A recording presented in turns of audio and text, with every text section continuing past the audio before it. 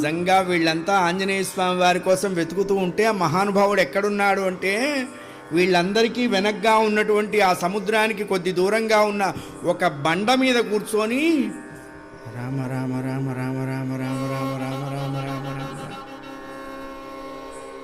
అందుకనే కొంతమంది నిద్రలోంచి లేచేటప్పటికల్లా శ్రీరామ శ్రీరామ శ్రీరామ శ్రీరామ శ్రీరామ శ్రీరామ శ్రీరామ అంటూ ఉంటారు. కారణం ఏమిటి అన్నారు, వాళ్ళు నిద్రపోతున్నప్పుడు కూడా మనస్సు ఆ మంత్రం చేస్తూ ఉన్నది అన్నారు. కొంతమంది నిద్రలోంచి లేస్తూనే పనికిమాలిన మాటలన్నీ మాట్లాడుతూ లేస్తారు. కారణం ఏమిటి అన్నాడు, వాడు పడుకున్నప్పుడు కూడా మనస్సు ఆ పనికిమాలిన విషయాల్లో లేచింది కాబట్టి బయటికి రాగానే అదే ఐడెంటిటీ బయటకు వస్తుంటుంది.